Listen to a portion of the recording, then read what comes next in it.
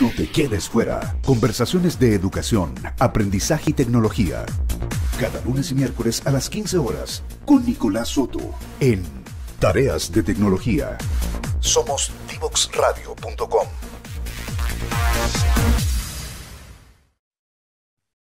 Cuando alguien me preguntaba hace una década atrás, ¿quién eres tú? Yo siempre decía, yo soy profesora universitaria de estudiantes de medicina. Y de los estudiantes de medicina que yo tengo reconocidos como mis hijos predilectos está Maca, que hoy está conversando con nosotros, la doctora Macarena Alfaro, que se dedicó a la atención primaria y lo hizo perfecto porque desde ahí es que tenemos que mejorar nuestro país. La crianza respetuosa, estamos hablando de qué significa conocer el desarrollo infantil y el neurodesarrollo infantil, querida Maca. Cuéntanos un poquito de eso. Sí, yo creo que esto es como de los puntos claves para poder entender lo que es la crianza respetuosa. Em, el informarnos en esto es fundamental y yo creo que nuestro país tiene una ventaja gigante, que es que nosotros tenemos a disposición, bueno, de todo el mundo, porque es a través de Internet, del programa Chile Crece Contigo. Yo creo que una de las cosas más valiosas que tenemos es contar con este programa.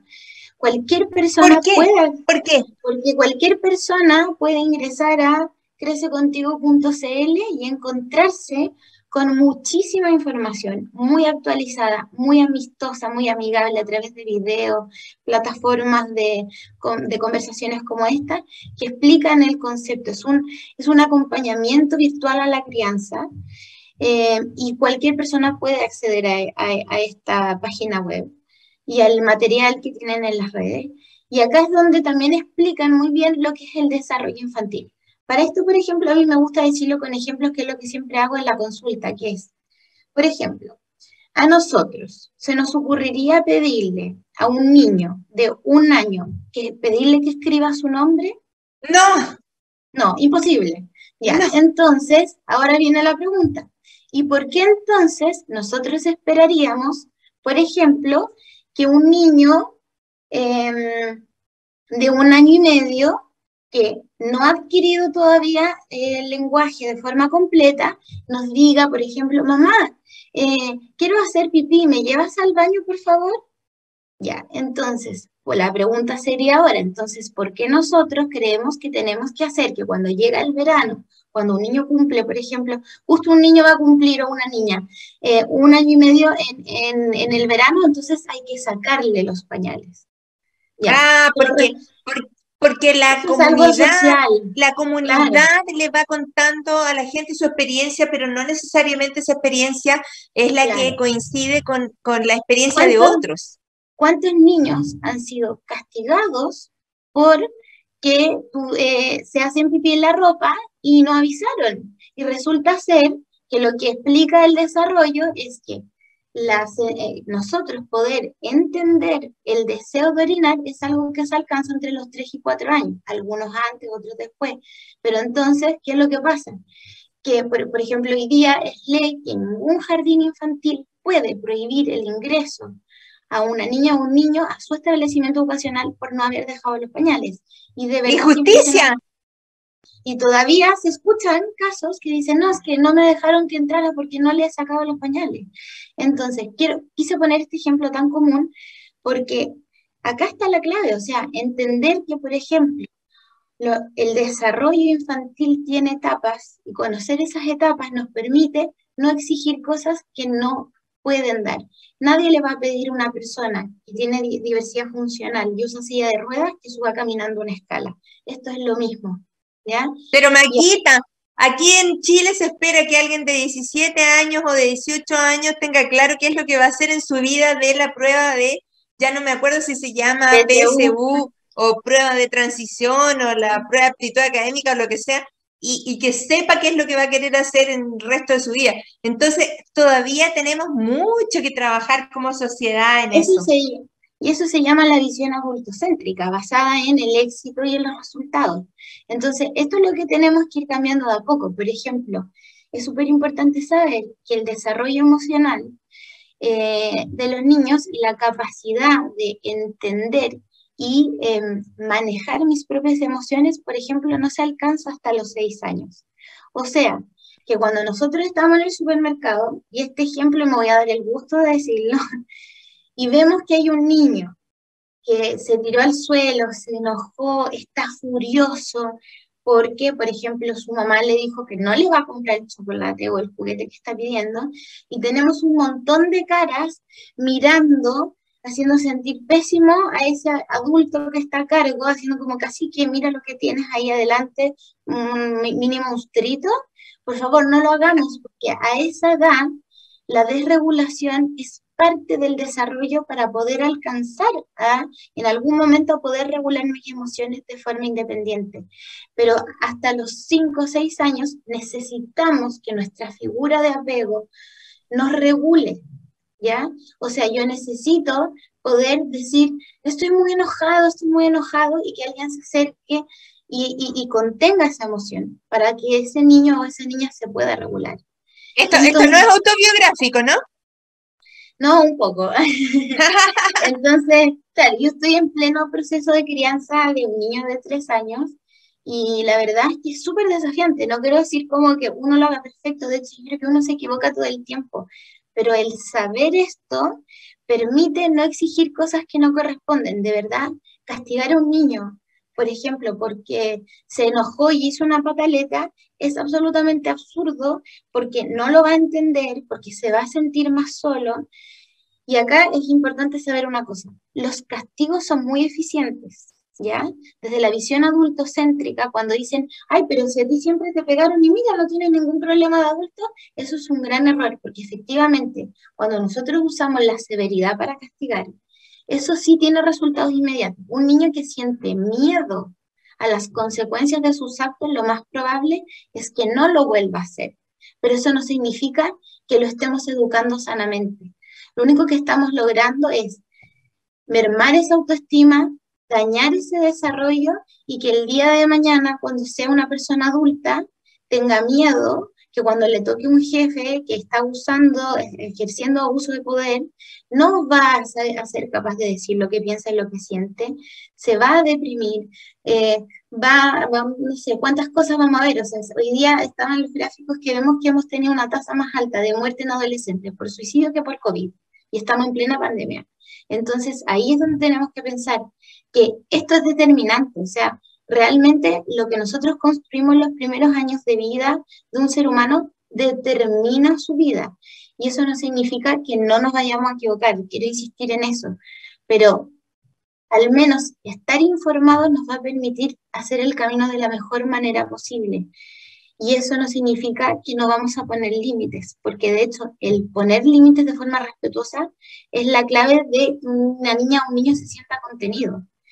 Pero de verdad, este concepto tiene que quedar claro. Los golpes, los castigos, el tiempo fuera, te vas a tu pieza y te quedas 1 hora encerrado sin hablar con nadie, te voy a guardar todos los juguetes y no los vas a poder usar nunca más porque te portaste mal, eso no va a tener resultados positivos. Bueno, yo te quiero contar, con motivo de la muerte de mi madre, yo he sentido que he reflexionado mucho de cosas y sin tener ningún ánimo de crítica, solamente he recordado cosas. Y una de las cosas que he recordado es que mi mamá no quería que nosotros fuéramos al colegio, ni que fuéramos a la universidad, porque eso nos ponía en riesgo, porque alguien podía hacernos bullying, porque ella no quería que yo estudiara medicina porque eso iba a significar una vida de sacrificio, que de alguna manera ella tenía como sus razones. Pero cuando ella intentaba hacer eso, ella también hacía violencia física en el sentido de tironearnos el maletín o el bolsón para que no fuéramos al colegio. Y yo siento que una de las cosas que a mí me salvó la vida fue mi marido cuando nos casamos, cuando me dijo al oído una vez, a los niños no se les pega, no se les toca y se les enseña. Y así fue como a mis hijos, a mis 3 hijos y por supuesto a mis nietas y todo, hemos tratado de explicarles cosas y explicarles no tocándolos, sino que tratando de hacerles entender. Y eso creo que es una deuda para Chile, porque en este momento yo siento que la violencia que hay en nuestro país, tanto la violencia familiar entre las parejas o con los hijos o con los descendientes, es todavía muy alta. Y eso es algo que tú, Altísima. claro, que tú como médico de atención primaria seguramente estás viendo.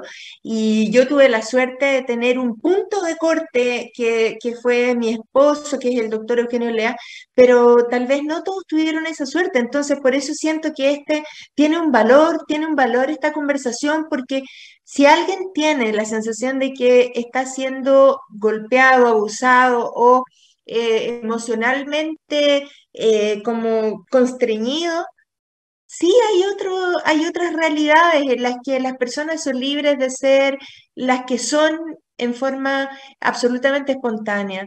Cuéntanos un poquito de cómo se lleva este autocuidado de las personas o de las personas que crían a los niños hoy en Chile. Yo creo que para poder uno, yo tuve la suerte en el 2021 hacer un diplomado de crianza respetuosa, lo voy a nombrar porque fue un regalo. Sí, por Y favor. también les aprovecho de comentar la página web porque hay muchos artículos de una plana en que explican tan bien tantas cosas muy desde la vivencia que los invito a que se llama Crianza en Flor, www.crianzaenflor.cl. Y ahí es donde nosotros vemos que era desde la raíz a las ramas. Nosotros no podemos construir una mejor versión de nosotros sin hacer el ejercicio que usted está mencionando de entender nuestra propia historia.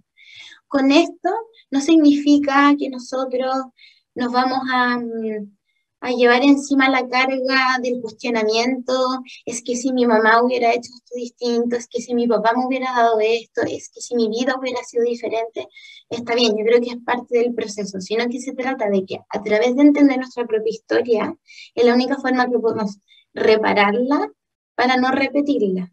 Cuando dicen que los patrones de violencia son transgeneracionales, eso está estudiado y comprobado. Porque Sí, muchas veces, y nosotros lo conversábamos con el grupo que hicimos el diplomado, que uno a veces, sin ni siquiera pensarlo, es como un acto que no pasa por la razón, sino que pasa como por la parte límbica, que es como que uno actúa y después dice, no puedo creer lo que hice. Como, mira cómo le grité, mira lo que le dije. Y ahí es donde uno dice, bueno, pero tiene la oportunidad de repararlo. Eso quiero dejarlo claro. Cuando uno se equivoca y uno está cansado y uno le han pasado un millón de cosas y capaz le gritó al hijo innecesariamente, uno puede acercarse, por muy chico que sea, y decirle, perdón, me equivoqué. No debí haberte gritado. No está bien. Hoy día tuve un mal día, estoy muy enojada y no lo debía haber hecho. ¿Te puedo dar un abrazo?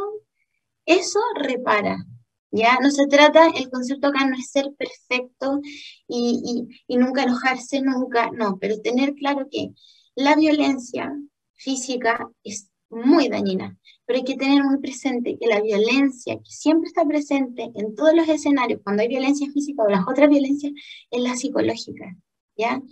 Cuando nosotros le decimos a una niña de 2 años, por ejemplo, oye, pero mírate cómo te ves, pero mírate, quedaste toda sucia, ¿qué van a pensar de ti? Ella realmente va a creer eso, porque se lo dice las personas que son más valiosas en su vida porque depende absolutamente de ellas. Entonces, lo que decimos es muy importante. Usted nombró el concepto de nuestro país tiene unas tasas altísimas de violencia de género. Hoy en día tenemos que hablar de violencia de género. Es una ley que lleva no sé cuánto tiempo esperando que salga. ¿Por qué? Porque la violencia de género es la violencia que tiene que ver con la crianza, que se trata de la violencia que ejerce el hombre sobre la mujer, no porque el hombre solamente quiera ser malo, sino que porque la crianza que hemos recibido ha permitido que se mantengan esos modelos. Entonces, eso es lo que tenemos que cambiar. Cuando en una familia hay violencia en cualquiera de sus formas y el tribunal, y aquí sí que lo voy a nombrar porque realmente esto es algo que hay que cambiar, dice, una jueza, un juez dice, no, pero si el papá era solamente violento con la mamá. No, eso no existe.